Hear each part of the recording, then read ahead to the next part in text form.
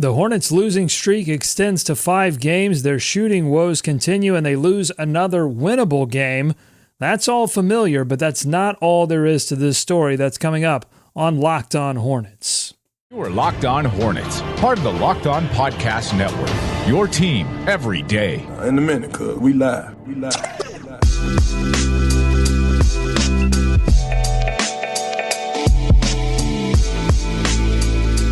It is Locked On Hornets. We are part of the Locked On Podcast Network, your team every day. Today's episode is brought to you by our friends at Sweatblock. If you or someone you love is experiencing embarrassing sweat or odor, try Sweatblock. Save 20% with promo code LOCKEDON at sweatblock.com. Also available on Amazon. I know a lot of Hornets fans right now sweating this 5-game losing streak, and we're going to break it all down on this solo sholo edition of the Locked On Hornets podcast. I'm Doug Branson, founder of the pod, writer, podcaster, YouTuber at everyhornetsboxscore.com. Subscribe at everyhornetsboxscore.com to support my work there. I'm typically joined by Walker Mail, who is a host on WFNZ. You can check out more of his work there. He's off for the night. I am here at the mercy of this defeat, this 5th straight defeat for the Charlotte Hornets. 108-100 is the final score against a Washington Wizards team without Bradley Beal, one of their better scorers. They didn't need his scoring talent because the Hornets offense remains miserable.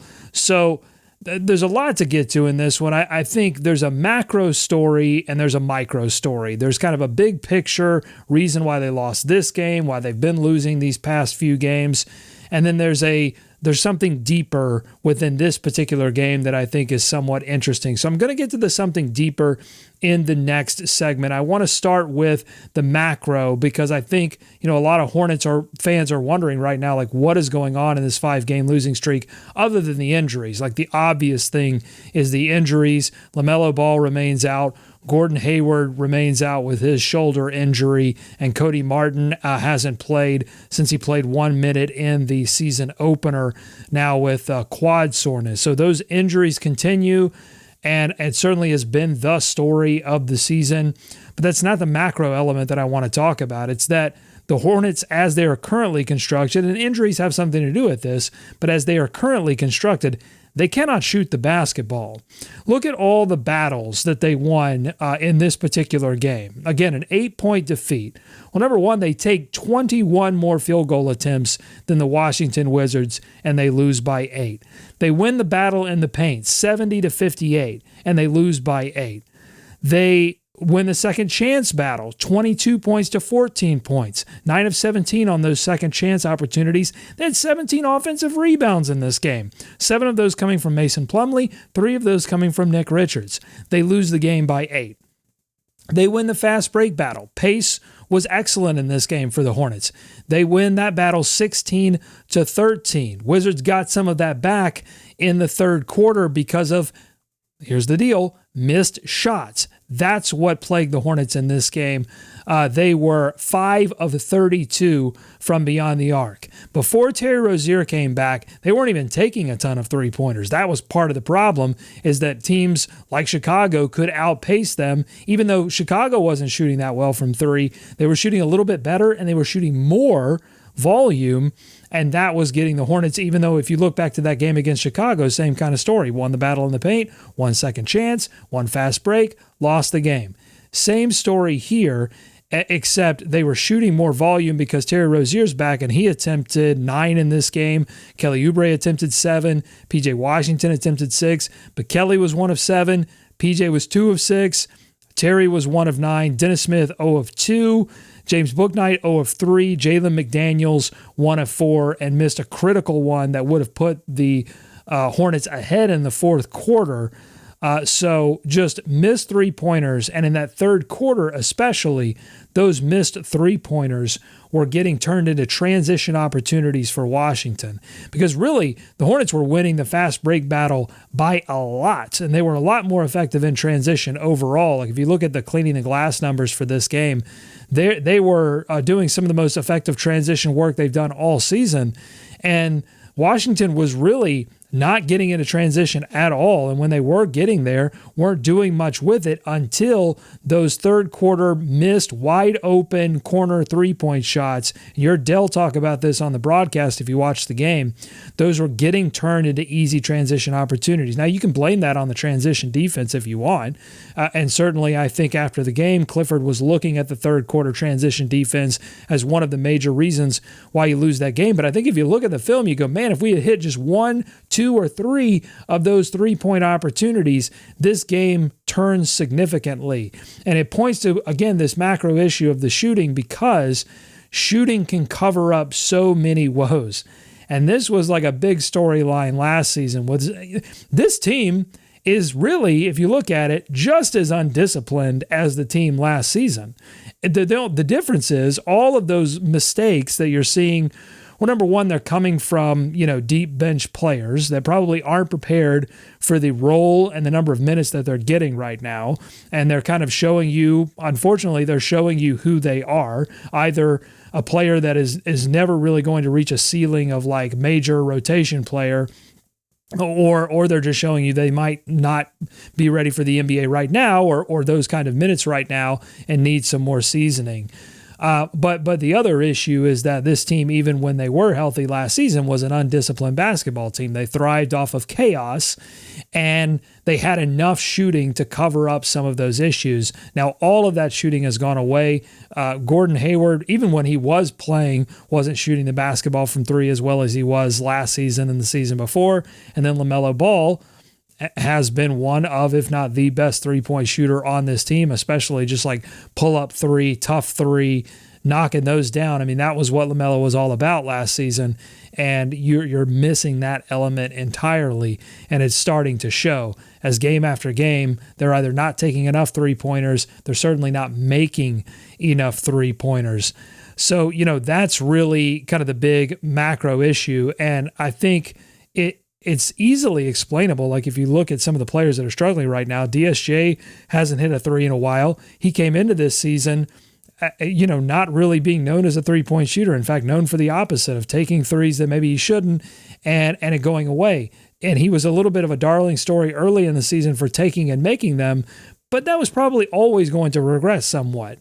Jalen McDaniels has been working to change his shot form with Bruce Kreitzer, who is famous for working with MKG to help him change his shot form in that little brief, brilliant moment where MKG could shoot threes. Bruce Kreitzer was a big part of that. Also worked with Kemba Walker to help improve his shooting form. So, Jalen McDaniels working with him in the offseason. But, I think anytime you change your form, there's going to be ups and downs until it all settles out. It just doesn't magically happen for most guys. Terry Rozier right now, I think, is doing too much. And that's, again, it's explainable because he's coming back to a team where you're missing your two other stars. So he probably feels a lot more pressure, but he's taking shots that I think are, easily categorized as ill-advised.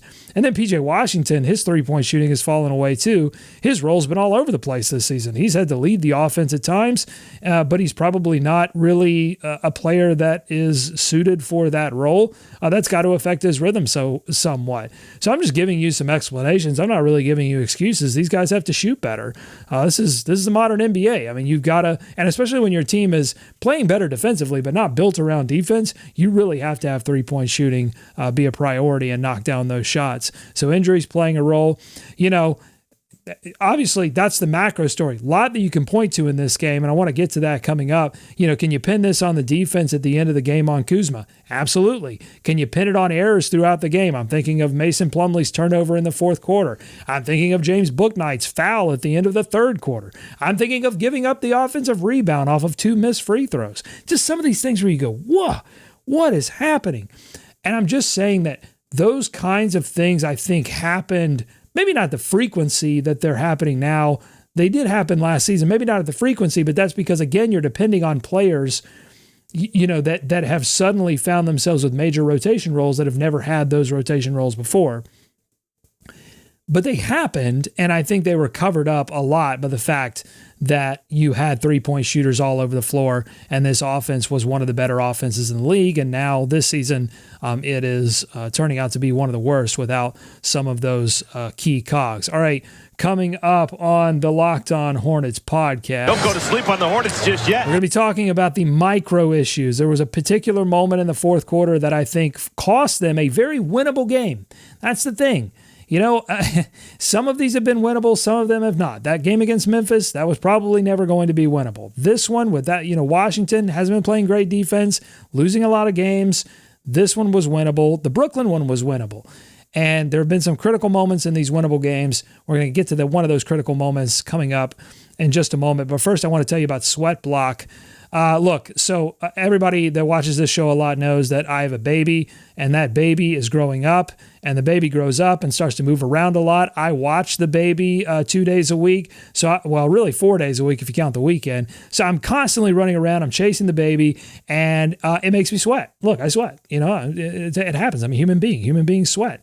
But sometimes when I sweat, the sweat comes through the shirt, and then, I take the baby out to maybe grab lunch, and then I've got these embarrassing pit stains.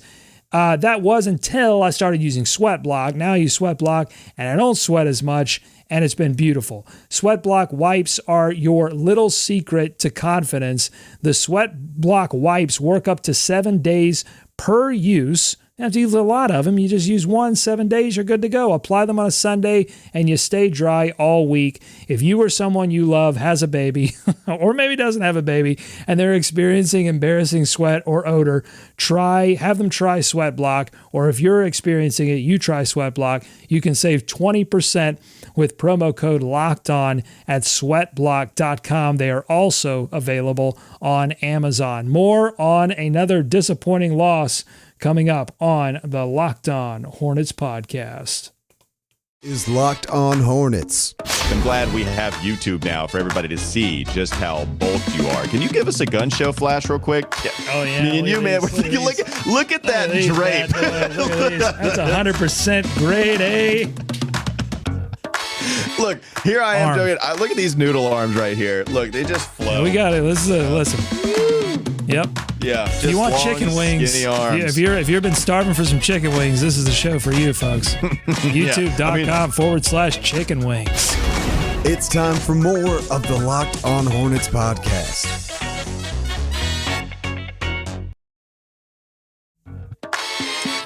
Welcome back into the Locked On Hornets podcast. Thanks so much for making us your first listen every day. Make your next listen Locked On Sports today. From the games that matter the most to the biggest stories in sports, go beyond the scoreboard and behind the scenes with local experts and insights that only Locked On can provide. That's a great show because they go deep into those biggest stories and give you, again, that local expert analysis. So that's what I want to do in this segment. I want to dig down into this game because a lot happened in this game.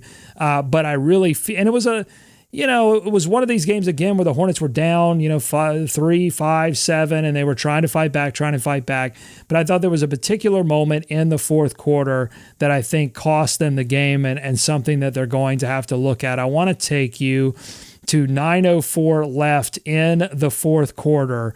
And there were all kinds of bench wrench performances in this game. Jordan Goodwin came out of nowhere. This has been a story of the 5-game losing streak, and that's going to be a story when you're an undisciplined basketball team that's not shooting the basketball well. Sometimes you're going to let players into the game that haven't necessarily had an opportunity to get into some of these games against teams that are a little bit better organized on the defensive end. But Jordan Goodwin was a bench wrench. But then Hachimura, more like Hachimura, he was getting hot in the fourth quarter.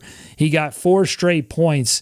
At that 9:04 mark, he gets that cutting shot off a miscommunication between Nick Richards and Jalen McDaniels. So he was playing like amazing, perfect defense for most of this game. And then in the fourth quarter, I felt like he made a couple of mistakes that ends up costing the Hornets pretty tremendously. But it's tough to fault him because he was so good defensively for most of this game. I think he ended, I want to say 3 steals to go. Yeah, PJ Washington had 3 steals. Mason Plumlee had 2 steals as well. But Jalen was active on the defensive end, but that particular one had the Hornets down 7 points, 86-79 with 8:24 to go. Okay, Bouknight misses a 30-foot jump shot. Hornets get the rebound. They call timeout, get a sub. Thor for Bouknight, Smith Jr. for Washington to go along with Rozier and Nick Richards and McDaniels. And I thought this was actually a great sub. We typically don't see JT Thor in this late in the game, but I thought it was a great sub because you're getting length on the floor. You still don't have Kristaps Porzingis on the floor, so you can kind of take advantage of that moment there. Rozier hits a three-pointer, fadeaway jumper. They get it down to 4. Then Thor gets an amazing defensive rebound on Kuzma's three-point pull-up jump shot. I mean, it was just a physical rebound. Thor gets it, and then Smith Jr. misses the layup. And then Nick Richards gets a great offensive rebound. So you have Thor getting the defensive rebound. Richards gets the offensive rebound. Richards puts it back. They are now only down 2. All the momentum's heading towards the Charlotte Hornets. Then Richards gets a block on Kyle Kuzma's driving layup. And Thor gets the rebound on that block. And then what I said in the first segment, McDaniels, brutal three-point jump shot miss in the corner, wide open, would have given them the lead.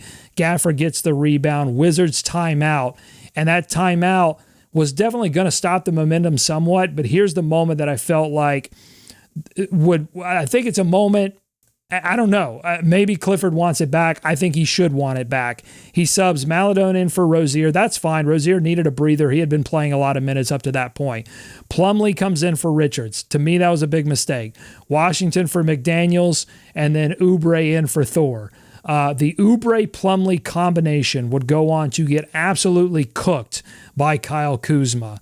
And I just think that losing Thor and losing Richards, who had got you to that point where you were only down 2. I think in this situation, 4-game losing streak, I get him wanting, and eventually we get Rozier, he would funnel Rozier back in. I certainly understand wanting to lean on your starters. Normally, I would understand that. But your starters haven't played well. Okay, I mean, you look at it just across the board. The starting lineup has been getting eviscerated. Plus minus is one of the worst in the association. Points per possession, one of the worst in the association for the starting lineup for the Charlotte Hornets, like the main starting lineup. Even adding Rozier back, it's been tough. Okay, and they got absolutely cooked. And I just think Plumlee had the big turnover in the fourth quarter, I thought, as well. So I just think that was an opportunity to stay with the hot hand, and unfortunately they didn't do it. And you have to wonder, when you're in these kind of spiral moments, are you doing a little bit of kind of second guessing, like, well, I need to get my starters in here, or they sub in KP, Washington does, and so maybe he liked the matchup with Mason Plumlee against KP, starting center versus starting center. But I think this was an opportunity to maybe let Richards prove it. Like, Richards is going to be the future, right? I mean, Mason Plumlee is not going to be the future starting center on this team. And if he wants to be patient with the starting center decision, okay, that's one thing. But I think in that particular moment, Richards had made some winning plays. And the Wizards had already called the timeout to stop the momentum, but you're giving them a gift, I think, by taking those players out that had gotten you there. Just a tough decision. And I think one of those ones that you put the microscope on and you say, this was really kind of a winning moment. And it all slipped away after that. And it really was Plumlee and Oubre, combining, because what did Washington do? Washington did the same thing. They made the same calculus as the Nets did 2 nights before, which is, okay, we know what you're going to do, which is key in on our best player. In Brooklyn's case, it was Kevin Durant. In Washington's case, it was KP. They had been shading KP. They had been, I think Clifford made a point twice in pregame interviews to say they had to do better on the Kristaps Porzingis pick and rolls than they did in the preseason. And they, honestly, I thought generally they did. I mean, his final line was 6 of 14, 19 points. Did get 8 free throw attempts, only 1 offensive rebound though, but 5 assists. That's the thing. He was tied with most assists for the Washington Wizards with Jordan Goodwin. So he only gets 19 points, but those 5 assists were critical because he was giving up the basketball. I mean, props to KP, unselfish. I think, there might be some stars currently with the Charlotte Hornets right now. One that's playing Terry Rozier that could be a little bit more unselfish in these big moments. And Kelly Oubre as well. I mean, the shot makers weren't making shots. But 19 points, 5 assists. Those 5 assists were the critical stat for KP because he was giving it up to Kuzma, and Kuzma was doing a great job cutting. He forced the switch with Kelly Oubre. He switched on to Terry Rozier, and Terry Rozier got caught on his back foot. He dropped a mid-range jump shot on him. So the big players stepping up in the big moments for Washington. But I thought that sub really, like if you just want to look at one particular moment that may have hurt them, I think you can definitely look at that one. And I mean, it's margins at this point. Again, if you look back at the Memphis game, I mean, that was 130-99. They were an 11-point dog. They didn't have much shot in that one. Chicago, there were moments in that one. Certainly it got away from it at the end, but there were moments where they could have gotten back into that game. Sacramento, it was defensive issues there that hurt you, but also you couldn't score enough. And then, the Brooklyn, certainly, there were moments there defensively where you had some failures, but ultimately you had shots to win that game, but too many errors off the KD double team. And there were errors off the KP. It wasn't double team necessarily, but there were errors off that KP pick and roll. So KD, KP, it leads to KO for the Charlotte Hornets. 5th straight loss. In the next segment, we're going to do some looking ahead, and one thing that I'm really upset about, which is that this loss overshadowed one thing that I love to celebrate on this show. And I don't even know if I can celebrate it. I'm going to try because they were excellent. We'll see. That's coming up on the Locked On Hornets podcast. Don't go to sleep on the Hornets just yet. I want to tell you about our friends at BetOnline. They've been with us a long time supporting this show. We want you to support them. If you're going to be doing some betting, head to betonline.net. It's your number one source for sports betting info, stats, news, and analysis. They had the Hornets I think they had them as a 2-point favorite heading into this game. And that makes sense. No Beal. I mean, you had to feel like at home, it had to break at some point, but unfortunately it wasn't this. You would have had a chance to beat BetOnline there if you had done it. Get the latest odds and trends for every professional amateur league out there, from football to basketball to soccer and esports. BetOnline.net has it all, and if you love sports podcasts, you can find those at BetOnline as well. They're always the fastest and easiest way to get your betting fix. Head to the website today or use your mobile device to learn more. BetOnline, where the game starts. Final segment coming up. Got to do some cleanup on a game. Plus, we'll do a little looking ahead. See what the schedule has in store for the Charlotte Hornets. That's coming up on the Locked On Hornets podcast. Is Locked On Hornets. Walker, sometimes you don't have to have the best package. Okay. Sometimes you just have to have the only package. If you wait, if my dating life taught me anything, sometimes you just have to wait around long enough until you're the only thing remaining. And then suddenly, you look pretty great in comparison. It's time for more of the Locked On Hornets podcast.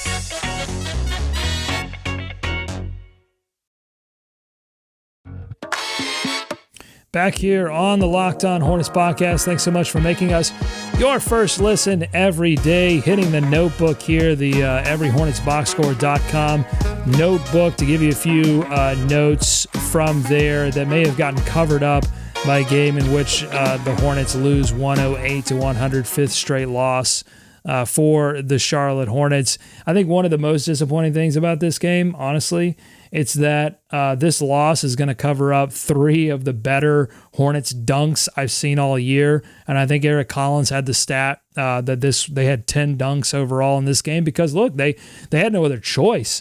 I mean, they would have gotten blown out had they not dominated the paint, had they not gotten inside. And, they were pulling. Look, Washington's a bad defense. Like that's how you get 21 more field goal attempts than the other team, is because they were hitting the boards, they were getting offensive rebound opportunities, they were kicking it back out, they just weren't hitting shots. They were getting it to the paint, pulling the defense in, and getting wide open looks from three, and they just weren't hitting shots. That's why I say, I understand the sentiment when you look at the final box here and you go, all right, you give up 30 points in the third, you give up 32 points in the fourth, that's 62 points in the second half. My second half defense failed me.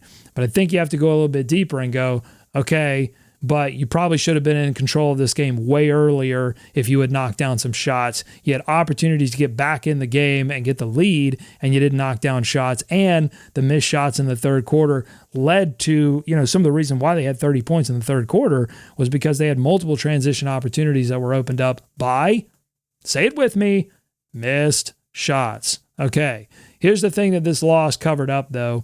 3 Yammer of the Year dunks. One of them happened late by DSJ on the backdoor reverse Yammer of the Year. Don't see that much from DSJ. He's done some cool fancy finishing with his layup, but not with that dunk. It was beautiful backdoor Yammer of the Year nominee. And then in the second quarter, there were 2 of them.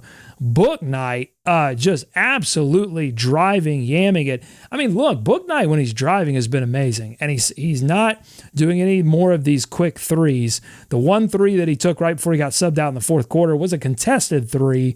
Another quick 3 might have been one of the reasons why he got pulled, but generally, he's pulling those out of this game and focusing more on the drive, which is helping to cover up a little bit some of these mistakes he's making, including another end of third quarter foul that you're going like 3 seconds left on the clock. He has no chance at defending the transition opportunity that was given up, I believe, by a turnover, and Book Night fouls and they get an extra point. And again, when you're talking about your offense being anemic, it's giving up those shooting foul opportunities that really hurt you at the margins. And if you look overall, 30 free throw attempts for the Wizards, only 16 for the Hornets. But here's the amazing thing. Again, this is what leaves you scratching your head, right? 30 free throw attempts for the Washington Wizards. They only make 19 of them. Like, Washington was giving you gifts all game long. They were giving you gifts. 63% from the line. Hornets only 69%, nice, 11 of 16.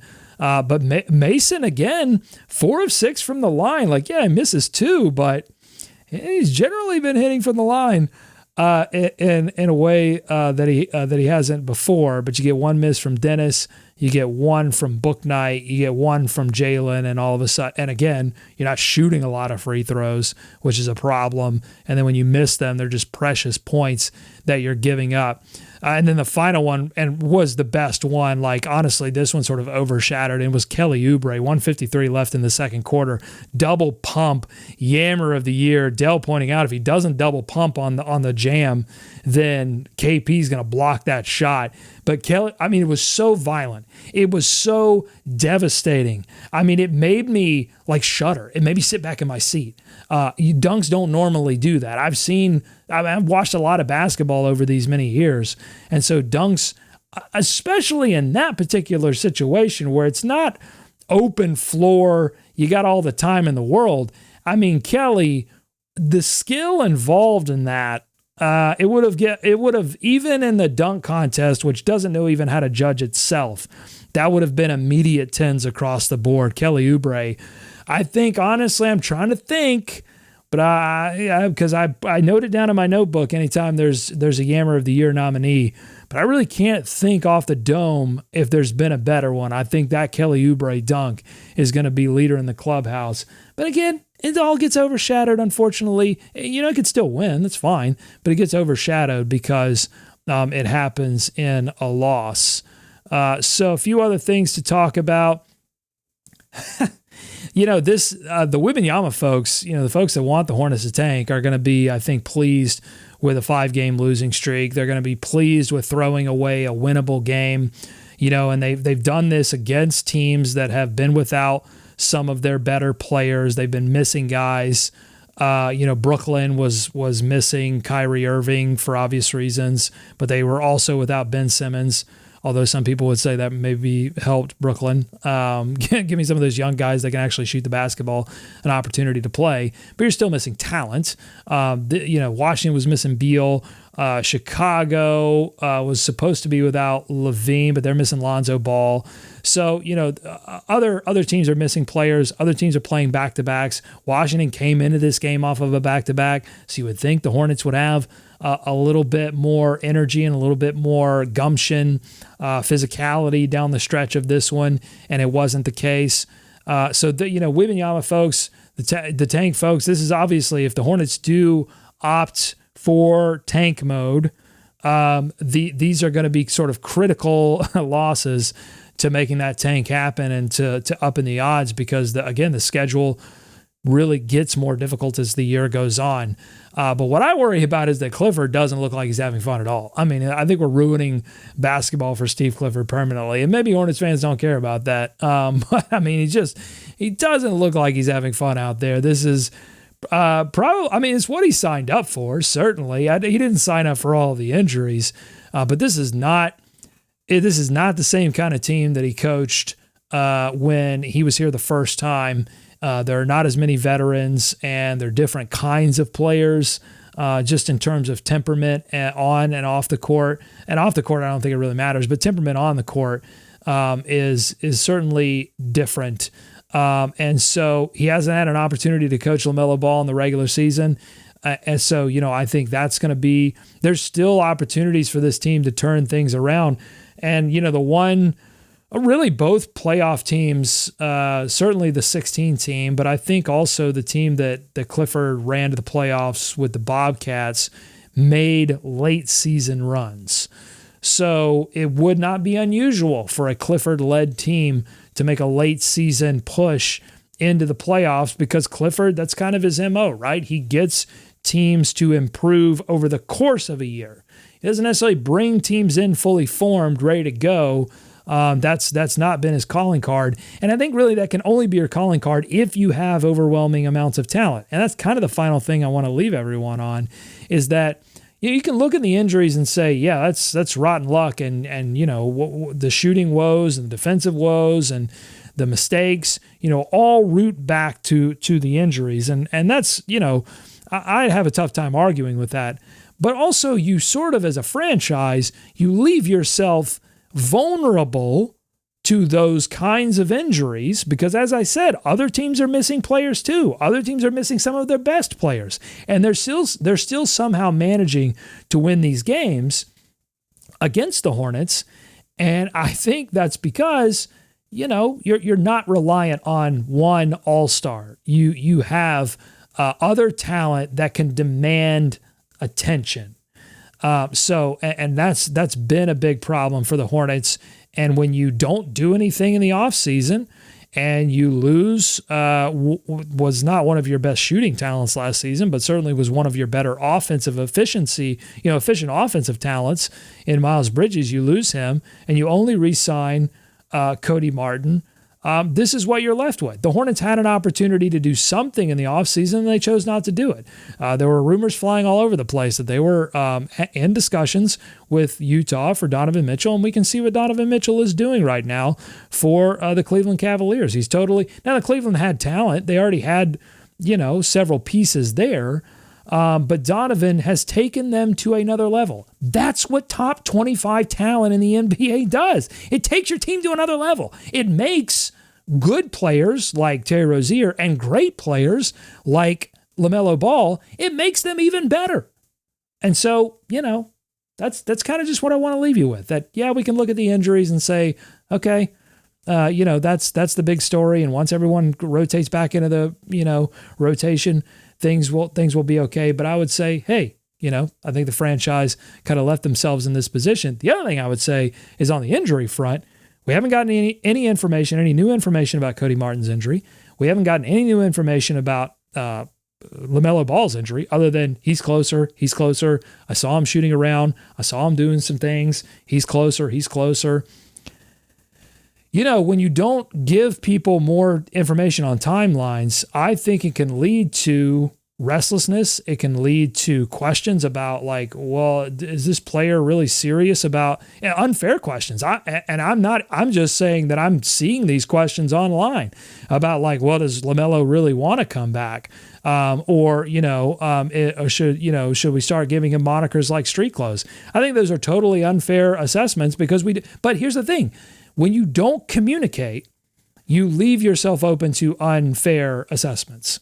And I'm not talking about LaMelo. I'm talking about the team. The team, I think, there's been a little bit of a lack of communication on some of these injuries in terms of timelines, timetables, and updates. And so I think they open themselves up to either the team criticism of slow playing these injuries at the cost of being too careful about the long term, at the cost of maybe throwing away a possibility at winning this season. Or you open yourself up to some other criticisms as well. So, I don't think that that's going to change. I mean, I think the communication strategy is the communication strategy, but we just don't, when people ask me, when is LaMelo going to be back? When is Cody Martin going to be back? When is Gordon Hayward going to be back? Absolutely no idea. Everything's being played close to the vest.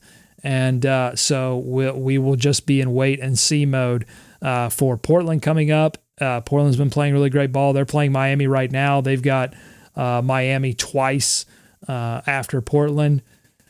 So I think the Hornets better hope they get some players back because that's going to be, even though Miami has not really played Miami playoff level basketball to open this season, that's always been a bad matchup for the Charlotte Hornets. I mean, they just, it's a division rival, and really not, I don't know if you even call it a rivalry because Miami tends to play so well when they play the Hornets. So, I hope that they get some players back sooner than later so they can get a little bit more firepower and start shooting the basketball well again, because they're not doing it very well right now. And I think that's been the story of this 5-game losing streak, and that has been the story of this episode. Thanks so much for making Locked On Hornets your first listen today.